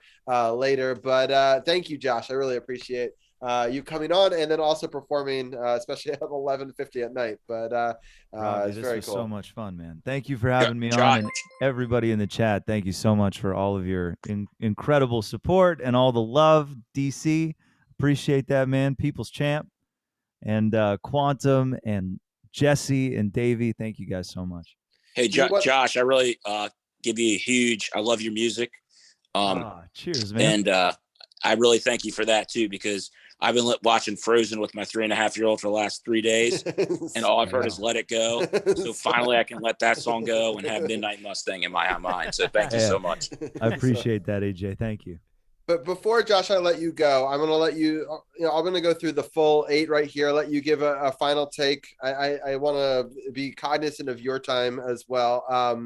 So we're going to go through it all, and then I'll let each of you guys give your take on one half of the bracket. But I'm going to let Josh go first. And we got Georgia State, Gonzaga. We got Memphis, Boise State. We got New Mexico State, Connecticut. And we've got Vermont, Arkansas in the top part of this bracket. And in the bottom part, we've got Montana State, Texas Tech, the winner of the Notre Dame Rutgers, and I'll get EJ's thought on that in a minute. They're playing against Alabama. Wait, is that right? Yes, they're playing against Alabama. And then there's also Texas Tech, Montana State, CSUF against Duke, and then Davidson versus Michigan State. But Josh, final game or two that you want to talk about before I let you go? Absolutely. No worries at all. And first of all, the Rutgers Notre Dame game is going to be really cool and very, very interesting, specifically because, and I read this, that this year alone, Rutgers has beaten Purdue, Iowa, Wisconsin, Indiana, Michigan, Illinois, and Ohio State. These are just single games. So, like, I'm sure these teams have come in and beaten Rutgers as well. But the fact that they're coming into this tournament having beaten those teams previously, that's a really interesting statistic for Rutgers specifically. I love Notre Dame. I love the Fighting Irish. But just reading that and understanding where Rutgers is coming from, I would love to see them move past that Wednesday game and find a spot in the bracket. Past that, I would say that Duke is going to be a force in this tournament, not just because they have an incredible program and not just because Coach K is still there, but you gotta think about the mentality that these players are going to have going into this tournament. They know that this is Coach K's last season, and he is absolutely loved at that school. Like, he is an absolute legend in the game, period. But everybody who's playing for him on that team is going to they're going to be spitting fire and crap and lightning the entire time, because they're going to want to give him that win. They're going to want one more win for Coach K before he goes. And so that's going to be a huge driving force for that team through this tournament. And so I'm saying that Duke is going to go deep, if not win the entire thing. Interesting. Ooh. Wow, that's I'm sure EJ loves to hear that.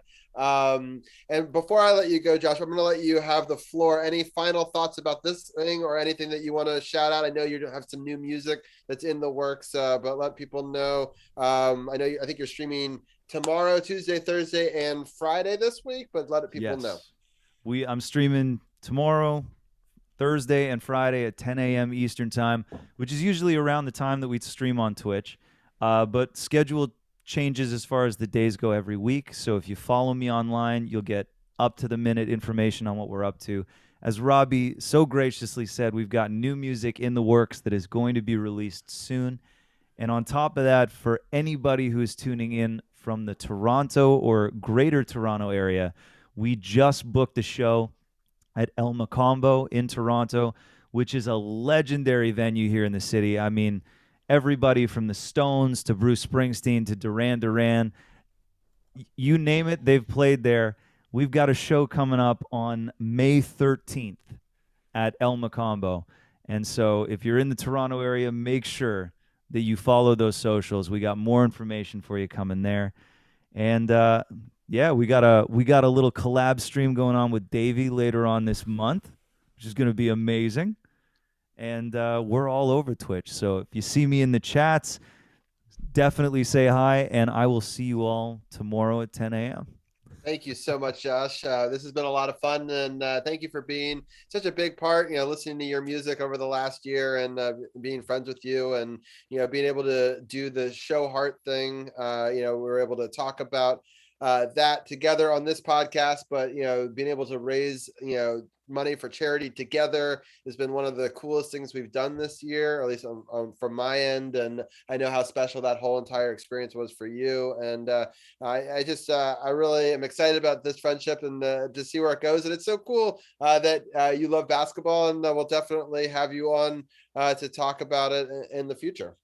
Hell yeah, man. Thank you so much for having me on and getting to talk sports with you guys. That's amazing. And Robbie, I can't thank you enough for being a mod on the channel, for being such an incredible friend. Like, seriously, it feels like I've known you forever. And for all of your support, your encouragement, for helping us out with the emotes and the show hard thing. And thank you for bringing this to Twitch. And this is such an incredible achievement, Robbie. 6 years of this podcast. That is amazing. Everybody in the chat, make sure you give this man and all of the people up here talking about this stuff as much love as you can, because this is truly a passion project here. And these, Robbie, thank you for bringing this to us. Thank you for hosting us. Thank you for giving us the space to be able to chat about this stuff. Yeah, it's fun. I'm excited that there is a place for this on Twitch. I wasn't sure a couple of years ago there was going to be, but it's cool to see, a lot of different podcasts, whether it be Davey doing it or, Island Vibing. And the podcast scene here is greater than it's ever been in the history of Twitch. We had We Speak English. We Speak English Good, who does a great music podcast as well. He was in here early. Jesse too. And Jesse as well. Leon Lounge. So the Leon Lounge, exactly. He's been on the show as well. So it's been cool to see the growth of the podcast side of Twitch over the last year, and I'm excited to see where it goes for sure. But I'll let you get some rest because you got a big show live on Twitch tomorrow morning, and we'll see you tomorrow. Definitely. Thank you guys. It was a pleasure. Have fun. All right. So we will let he can go catch the Zigzagoon in chat if anybody wants to catch that. I'm going to do it with a regular Pokeball. And then we're going to continue on here. Let me quickly do a screen share. I know it's getting late for. I'm on 10%. You're on 10%. So I'm going to let EJ, you're going to get to pick, I'll say 3 games from the bottom side of the bracket, and then I'm going to let you go. You got school early in the morning, and I want to make sure that you get out of here. I told you you were going to be done at 11:30. It's already midnight. Talking with you guys, man, I'll talk to you. I would be able to talk to you guys all night long. It's true. And you got a concert out of it, so it's kind of cool. Yeah, I know. First concert I've had since COVID, so that's been great. Amazing. Yeah, he was a great musician. Well, we'll have to get you to be a Twitch convert and come. There's a lot of great music on this platform, so you get a lot of live concerts. So anyway, pick 2 or 3 games you want to talk about. You can talk about one on each side of the bracket, or whatever you want to do before I let you go. So yeah, definitely want to talk about Boise State versus Memphis, or someone call them Memphis State. All right, because Memphis State is what they used to be. Changed the name. They actually have a better record in the Memphis State uniform than they do in their Memphis uniform. I've heard they're going to be wearing Memphis State uniforms for the whole tournament.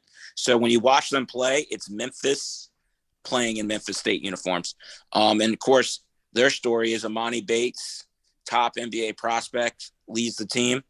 And ever since he left the team, they've been playing like an NCAA tournament contender. So that's a cool little segue into what's going to happen in this game against Boise State. It's going to be a great game.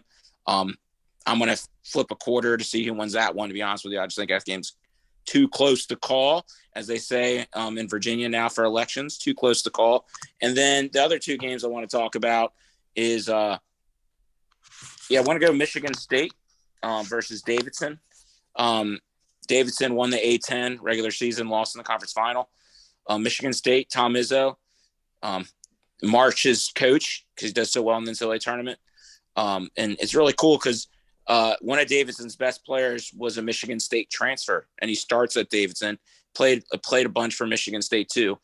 So that's going to be a fun matchup to watch there. I like Michigan State winning that game. And then as much as I love Josh Tarrick's music, as much as I love the Duke Blue Devils, I think this is going to be a disappointing tournament this year. What's disappointing? I think they make the Sweet 16. So no surprises.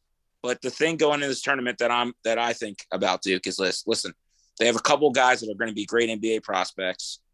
All right, that's obvious. Duke has shown since January some things that have worried me.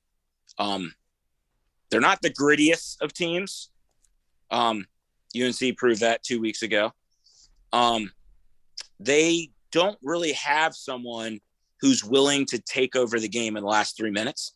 Paulo Banchero will be the best player on the floor, maybe the best player in the country for the first 35 minutes of the game. And the last 5 minutes of the game, he kind of gets away from the basketball. And Duke has good guard play.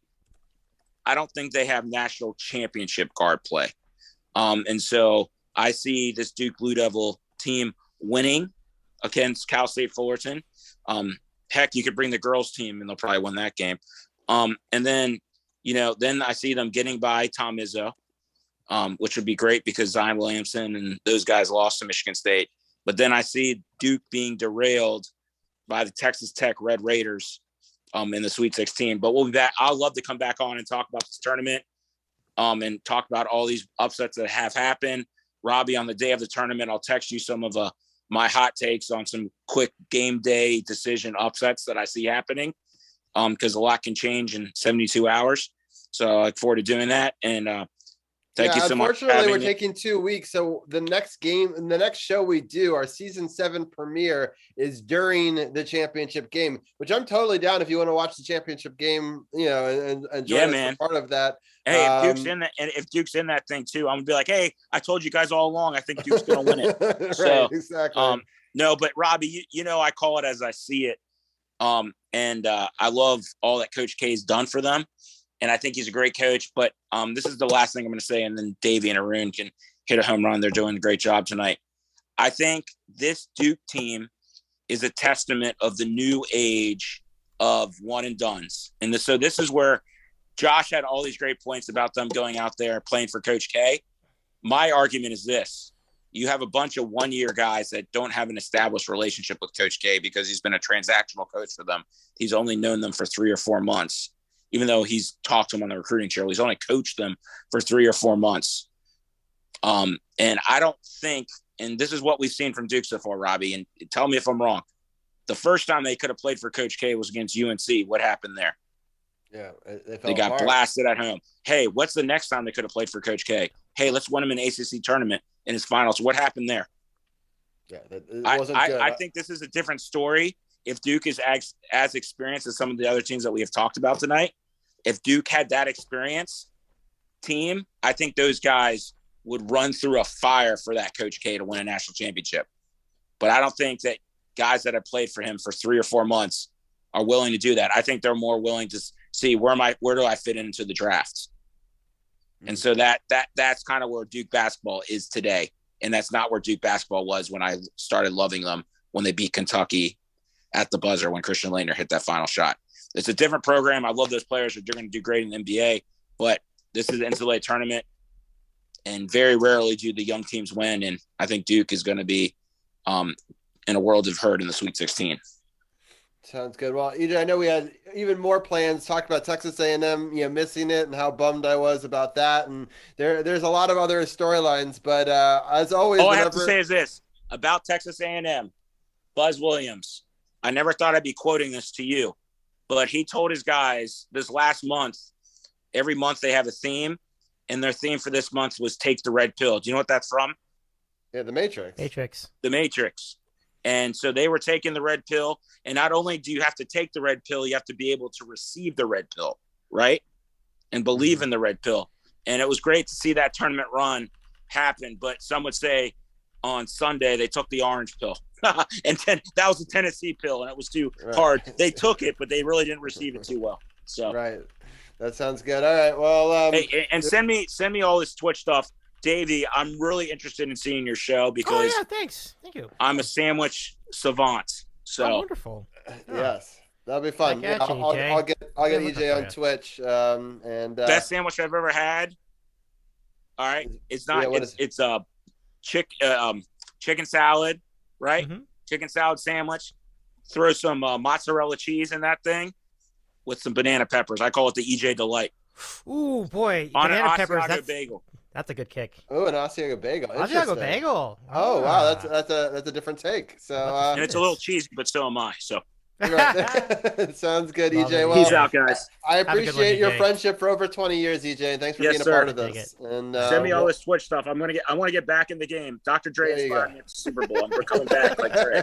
There you go. Peace out, y'all. All right, have a good one, EJ. Nice to meet you. All right, that's fun. And all right, I'm gonna let each one of you guys give a one more game in each one of them, and then it's already midnight here on the East Coast, so I know that Arun is tired, and Davey's done his own show, and then this for now for over 45 minutes. So I'm gonna start off with Davey. Pick one in the top 4 of this bracket, and we'll pick one in the bottom 4. Okay, so the Duke is in the bottom 4. Okay, so we'll do the top 4. Yeah,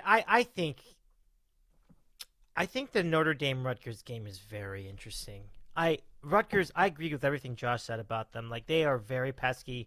They've proven that they can beat the big teams in the Big Ten. And Notre Dame is certainly a good team, but Rutgers is tough. I would probably back them in this one. I feel like they're going to win. And further, I think if they do advance against Alabama, a jump shooting team, at least they seemed like it to me this year, I could see Rutgers hanging with them too. and that game's gonna be in San Diego. There's an outside chance I could even watch that game in person. So Wow. that's very interesting. Have you ever gone to any of the March Madness before? No, and that's what's so interesting about about how this is set up. So I live in LA, but I could definitely make the 2 to 3 hour drive to San Diego to see the games there. That will be on Friday. I am very strongly considering it, so stay tuned on that. We'll see if I end up doing it or not. That'd be really cool, especially if you Yeah. like got some footage and you could show it on the sandwich show or something later. That'd be kind of Oh cool. yeah. Yeah. So and then between these four games though, because I realize Notre Dame Rutgers actually goes to the bottom side. So between these four games right here, are there any games that stand up? Okay. Well, in that case, let me comment on the Duke game on the bottom side. Yeah. But no, but I still need to be the top side first. But so Yeah. let me do. Yeah, you'll do both. I'll let you do both. Okay, so. Oh boy! Wow.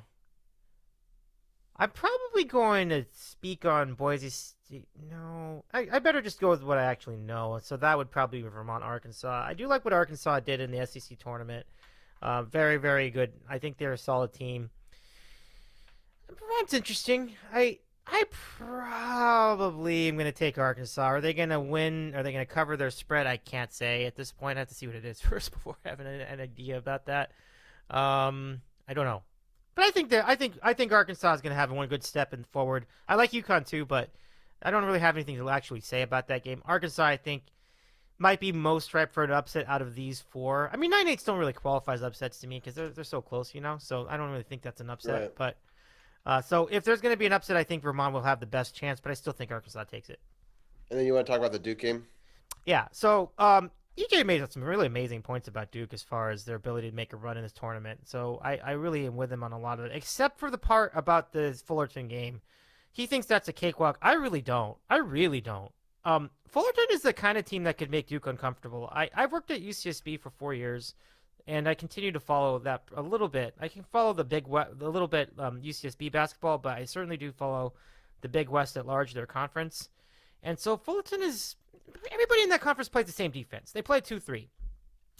And the thing about the 2-3 defense is they can really cross up teams. And a good example of this was Syracuse during the ACC tournament.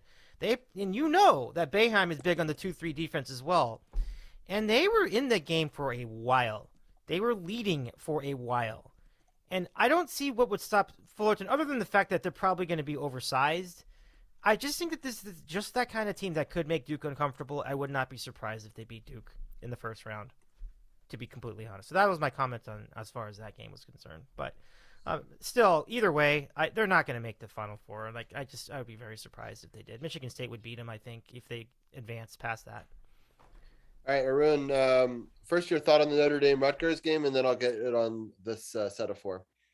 Yeah, I'm going to take Rutgers over Notre Dame. I think Rutgers barely made the tournament, but I think they're playing really well, and they were in the top 25. Even though Notre Dame has a really good coach, I'm taking Rutgers, and I'm leaning towards taking Rutgers over Alabama as well. Alabama isn't that good from 3-point range, so that could be a potential upset. The Georgia State Gonzaga game, that's a 22.5-point game. Even though Georgia State's won 12 of their past 13 games, I'm taking Gonzaga. Memphis, I'm going with the NBA talent here, even though I think one of their prospects, Jaren Duran, is injured. I think Memphis will win. Connecticut, Danny Hurley, he's a good head coach, and they almost pretty much beat Villanova. So the WAC is a really good basketball conference where New Mexico State comes from. But I'm still going to take Connecticut. I kind of agree with Davey. I'm going to take Arkansas. They're a 5.5-point favorite, but it could be. I think it'll be a really close game, but I'm taking Arkansas. And as for Duke, yeah, I think the one thing that Fullerton has to consider is the officials usually favor Duke. So I don't know, and it's going to be. Point. So plus, I think they really want that Coach K Tom Izzo matchup. So maybe they can beat the 17-point spread, but I have to be. Let's see, maybe Duke has lost as the number 2 seed before in the first round, I think, or really close to that. They did lose to Lehigh. but every year they've won the national championship. They've been the number 2 seed. So we'll see what happens. I'm actually going to take Davidson over Michigan State, even though Tom Izzo is a great head coach. He did lose in the first round last year. And yeah, that's pretty much my thoughts on that side of the bracket. So the Wizards have cut it down to 11. Golden State gets an and one with Steph Curry. He's now up to 45 points. And then the Wizards had an opportunity, but they stepped out of bounds. And so I think this game is over with about 3 minutes left, 2:55. Golden State's now up 14. I don't see them coming back. But we'll get Champ's final thought on that in a second. But I love both of you guys helping me break this down. I could talk about this stuff for a lot longer, but it is already midnight, and I want to be cognizant of my wife's time and of my own. And I really appreciate everyone for joining in. There was this really awesome kudo board that many people signed. I wish that we had more time to go through all that. I'm going to put the link in the chat if anybody wants to read it. A Beldum has appeared if anyone wants to pokey catch that. I'm going to try. I really appreciate everyone for signing in. I'm definitely going to go through it. I don't want to necessarily make people stay up all night for it. But I really appreciate all the kind words that I already see in that. And I'll definitely be going through it myself tomorrow. But it's been really fun. Both of you guys have been sort of bookend of this show. Arun was in March Madness year 1 6 years ago. And then we've got Davey, who's talked sports with us all year, talking Olympics, and we've talked about all sorts of different things, and so that's been really fun to be that and be on his show as well. But Davey, I'm going to give you a final send off. What final thoughts do you have on this tournament, and any final messages you want our audience to know before I let you go tonight?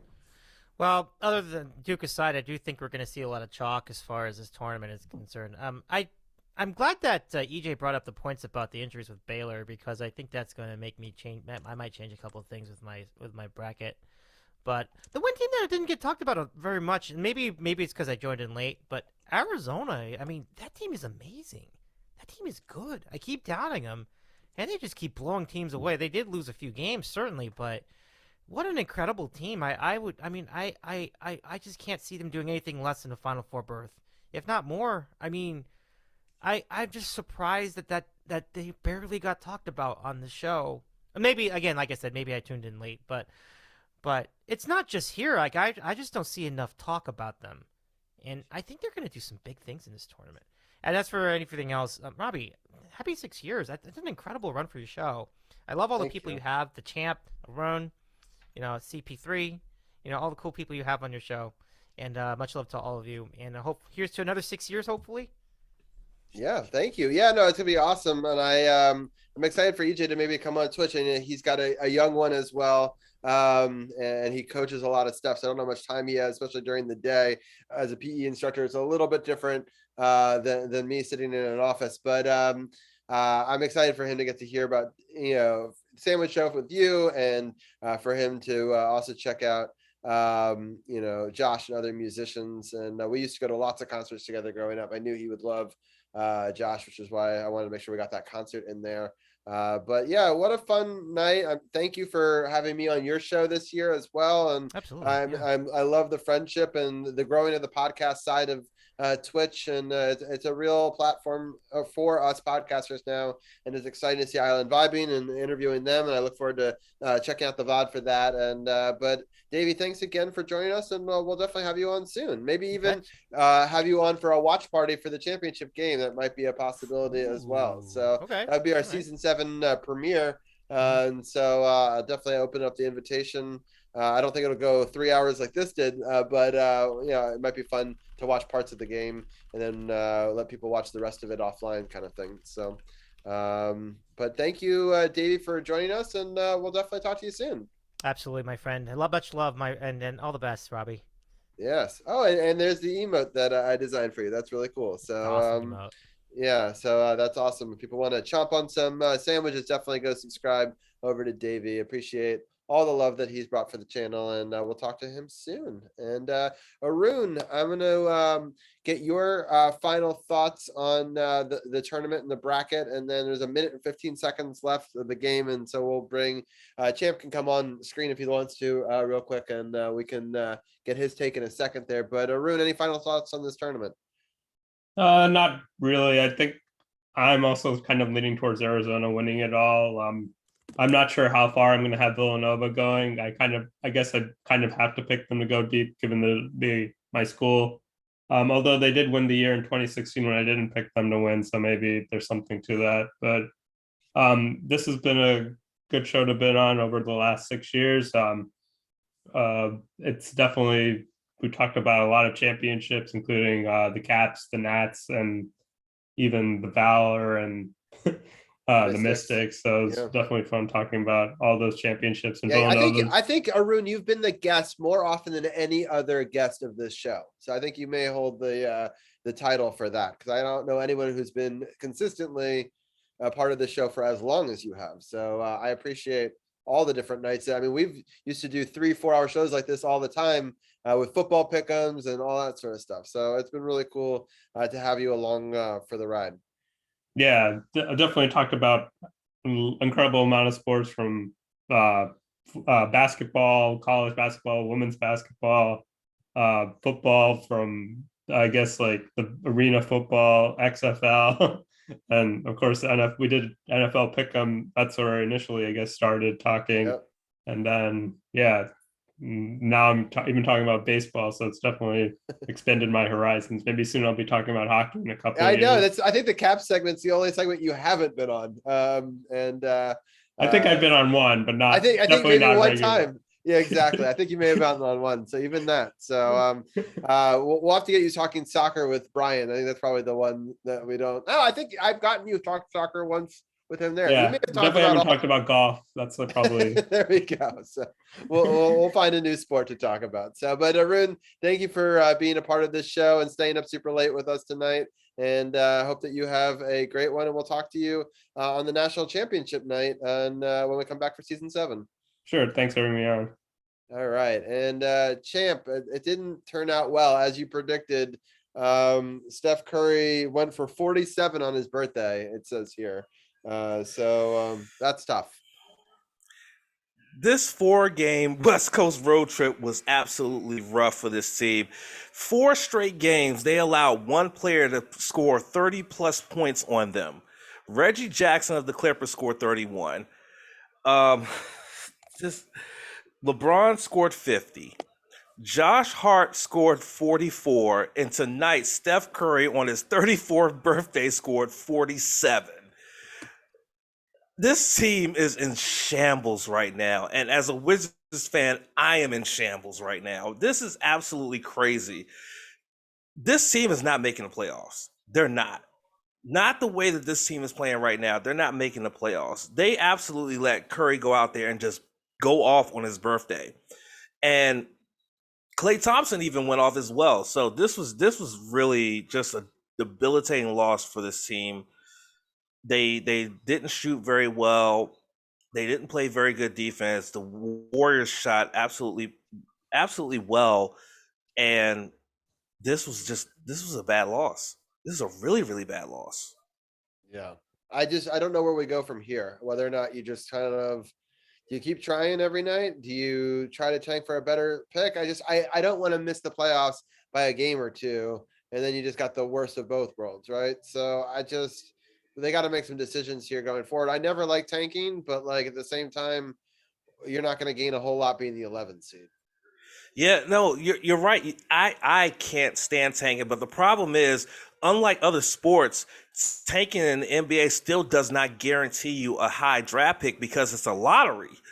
So there's still no guarantee you'll get a very good pick, even if you have a very bad record. You could tank and still have a very low draft pick. So tanking is no benefit, which is a good thing when it comes to the NBA, that it discourages that type of strategy to like tank, be like, oh, we could tank and get a better draft pick. No, you tank and you still have no guarantee that you'll have a really good draft pick because it's by lottery. You could still end up with like the 17th or 18th pick in the draft, even if you have one of the worst records in the league. So tanking is not an option at this point. They have to play this out and see where they go from here. But just this is such a bad game.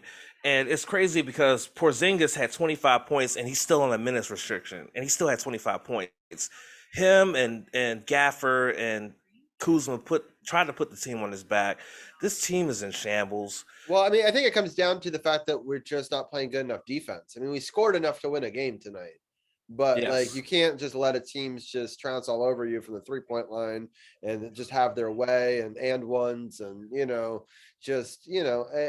never going to win games when you allow the other team to score over 120 points. It's just not going to happen.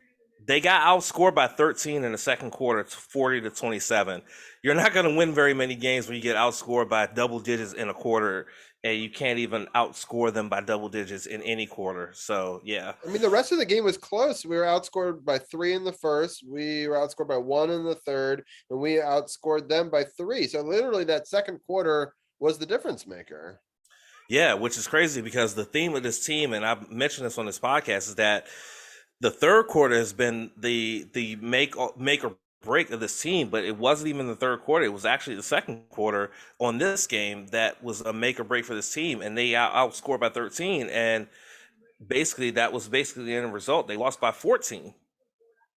Interesting. Arun says tank. Toronto and Cleveland leapfrogged the Wizards last year. So, interesting. All right. Well, with that, I'm going to do a raid. But Champ, thank you for powering through till 12:30 at night. I really appreciate you. Let me see if I can get this raid started. But thank you, everyone, for coming through. We hit our 35 goal. We got very close to the 50, which was the stretch goal, which I didn't think we would even. I was just going to be happy if we got 35. So I really appreciate us doing that. It means another animated emote will come to the channel, another regular emote. I've got to make some emotes for you at some point, Champ, as well. I appreciate you for joining us on this True Radio Network journey. I'm going to sign off here on our Facebook Live and let people go there. But thank you for tuning in on the audio podcast. Recording stopped. And stop live stream there. And then here we go to Sarah Cameron Music. I hope that you guys all have a great couple of weeks. We'll be back in just 2 weeks. Definitely check out Champ, SportsOTHP.com, podcast partners, or I'll give him a really quick shout out if you haven't checked it out already. Thank you, everyone, for joining us tonight. Give Sarah some big love here on this raid, and we'll see you guys in 2 weeks for the season premiere of season 7. Thank you, everyone, for joining us. Thanks, Ryan and Davey and everyone in chat. And I hope that you guys enjoy some music from Sarah. Good night.